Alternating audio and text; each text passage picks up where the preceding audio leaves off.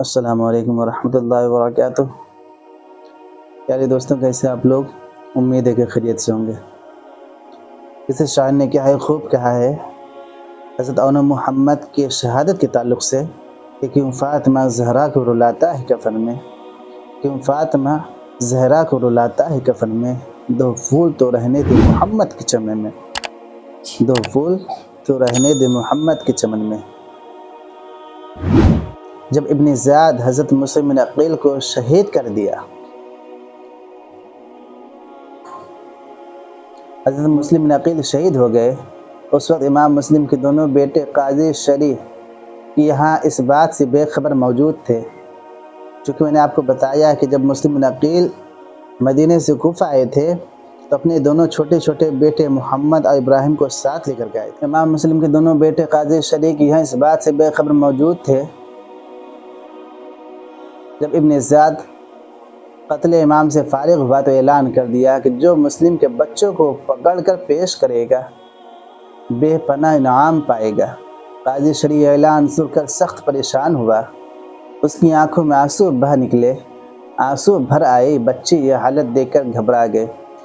قاضی شریح سے کہا، آپ کیوں رو رہے ہیں؟ قاضی شریح نے دونوں بچوں کو سینے سے لگا لیا اور کہا، صاحب زادہ یہ وقت رونے کا نہیں، ابن زیاد کے سپاہی تمہاری تلاش کر رہے ہیں، کہیں تمہاری آواز سن کر ادھر نہ آ جائے۔ صبح ایک قافلہ مدینہ جا رہا ہے، اس کے ساتھ تمہیں کر دیتا ہوں، اللہ کو منظور ہوگا تو تم مدینے پہنچ جاؤ گے۔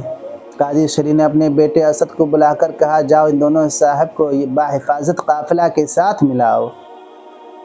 اسد دروازہ راقین پر آیا تو دیکھا قافلہ جا چکا ہے، دور گرد نظر آ رہی ہے۔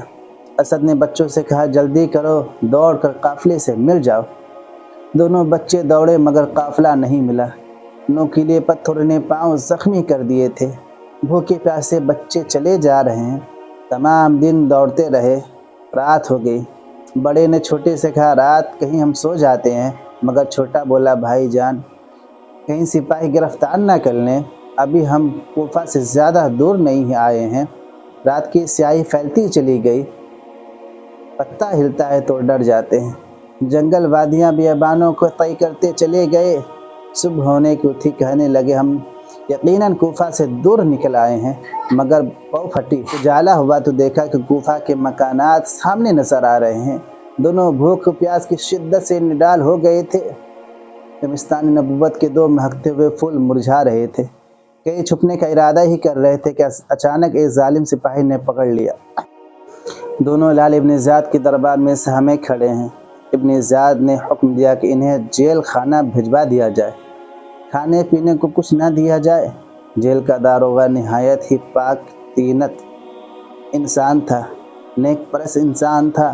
آدھی رات کو کھانا کھلا کر قادسیہ کی راہ کی طرف لے گیا اور اپنی انگوٹھی دے کر کہا، سیدھے قادسیہ چلے جاؤ، وہاں میرا بھائی کوتوال ہے، اسی انگوٹھی دے کر سارا ماجرا کہہ سنانا، وہ تمہیں کسی نہ کسی طریقے سے مدینے پہنچا دے گا۔ یہاں جو کچھ مجھ پر گزرے گی برداشت کر لوں گا۔ بچے تمام رات دوڑتے رہے۔ صبح ہوئی تو پھر دیکھا کہ کوفہ کے مکانات سامنے نظر آ رہے ہیں۔ پاؤں میں چھالے پڑ گئے تھے، ذرہ ذرہ خون کا پیاسا نظر آ رہا تھا، کوئی سہارا نہیں۔ پیاس بجھانے کے لیے ایک تالاب کے کنارے گئے تو ایک عورت پانی لینے کے لیے آ رہی تھی۔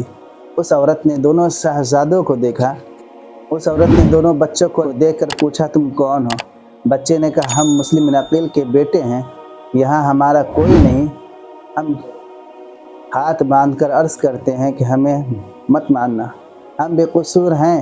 اس عورت کی آنکھوں میں آنسو آ گئے، بولی، صاحبزادوں گھبراؤ مت، میں جس کی کنیز ہوں وہ ایک محب اہل بیت ہے، اللہ کے گھر والوں سے محبت کرنے والی ہیں، اہل بیت سے محبت کرنے والی ہے، اس لیے تم گھبراؤ مت، چلو میں تمہیں ساتھ لے چلتی ہوں، وہ تمہاری خدمت کرے گی۔ وہ عورت دونوں کو ساتھ لے کر ملکہ کے پاس آئی، کہنے لگی، میں تمہارے لیے جنت کے دو پھول لائی ہوں، یہ دونوں امام مسلم کے نور نظر ہے۔ اس عورت نے دونوں بچوں کو گود میں لیا، پیار کیا، کھانا کھلا کر گھر کے پچھلے حصے میں سلا دیا۔ کنیز کو حکم دیا اور کنیز کو تاکید کر دی کہ یہ راز میرے خاوند سے پوشیدہ رکھنا، وہ تو انہی کی تلاش کر رہا ہے۔ دنیا کی دولت کے لالچ نے اس کی آنکھوں میں دھول جھونک دی ہے۔ ابھی یہ باتیں ہو ہی رہی تھی کہ اس عورت کا خاوند گھوڑے سے اترا اور اپنی بیوی سے کہا کہ جلدی کرو، کھانا لاؤ ورنہ میں چلتا ہوں۔ میں چاہتا ہوں کہ مسلم کے بچوں کو جلد سے جلد گرفتار کروں۔ میں چاہتا ہوں کہ مسلم کے بچے کو جلد سے جلد گرفتار کر لوں۔ ہم انعام سے مالا مال کر دیے جائیں گے۔ اتنی دولت ملے گی کہ تم سنبھال نہیں سکو گے۔ عورت نے کہا میں اسی دولت پر لعنت بھیجتی ہوں۔ ان بچوں کو قتل کر کے حشر میں خدا کی بارگاہ میں کون سا منہ لے کر جاؤ گے؟ حارث نے کہا میں اتنی نصیحت نہیں سننا چاہتا۔ اگر کھانا تیار ہے تو لاؤ ورنہ میں جا رہا ہوں۔ مکان کے اندر دونوں بچوں نے اپنے والد کو خواب میں دیکھا اور چیخ مار کے اپنے والد سے لپٹ گیا۔ ان کی آواز حارث کے کان میں پہنچی۔ اپنی بیوی سے پوچھا کہ یہ کون رو رہا ہے؟ ہمارے گھر میں کون ہے؟ عورت نے کہا پڑوس سے آواز آ رہی ہے۔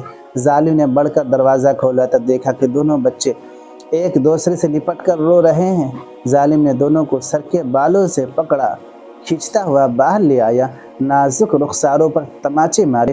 عورت نے چھڑانے کی بڑی کوشش کی مگر اس نے تلوار مار کر بیوی کو زخمی کر دیا اور کہا خبردار، اپنی جان کی خیریت چاہتی ہو تو خاموش رہو۔ بیوی نے کہا اے ظالم، ان بچوں کو کیوں قتل کرنا چاہتے ہو؟ قیامت کے دن سرکار دو عالم صلی اللہ علیہ وسلم کو کون سا منہ دکھاؤ گے؟ کیوں فاطمہ زہرا کو رلاتا ہے کفن میں؟ دو پھول تو رہنے دے محمد کے چمن میں۔ حارث دونوں بچوں کو مارتا ہوا دریا کے کنارے لے گیا۔ دریا کے کنارے پہنچ کر دونوں بچوں نے کہا تجھے اگر مال کی ضرورت ہے تو ہمیں بیچ دے، کوئی نہ کوئی خرید لے گا۔ اگر یہ منظور نہیں تو ابن زیاد کے پاس لے چل، وہ جو چاہے گا کرے گا۔ حارث نے کہا اگر میں تمہیں بیچ دوں تو مجھے اتنی رقم وصول نہیں ہوگی جتنی ابن زیاد مجھے انعام میں دے گا، لہٰذا میں تمہیں یہیں قتل کروں گا۔ ہو سکتا ہے کہ تمہیں دربار میں کوئی نہ کوئی چھڑا لے۔ ظالم نے ظلم کی تلوار اٹھائی۔ چھوٹا بچہ آگے بڑھا، پہلے مجھے قتل کرو۔ بڑے کہنے لگے مجھے قتل کرو۔ آخر کار اس ظالم نے دونوں بچوں کو شہید کر دیا۔ انا للہ و انا الیہ راجعون۔ حارث سروں کو لے کر ابن زیاد کے دربار میں پہنچا اور انعام مانگنے لگا۔ ابن زیاد نے کہا انعام مانگتا ہے؟ تو نے بہت برا کیا ہے۔ پھر ابن زیاد نے کہا کہ کون ہے جو حارث کو قتل کرے جہاں اس نے ان بچوں کو قتل کیا ہے؟ چنانچہ حارث کو وہاں لے جا کر جہاں اس نے دونوں بچوں کو قتل کیا تھا وہاں لے جا کر اسے بھی قتل کر دیا گیا۔ خون اسلام رنگ لائی۔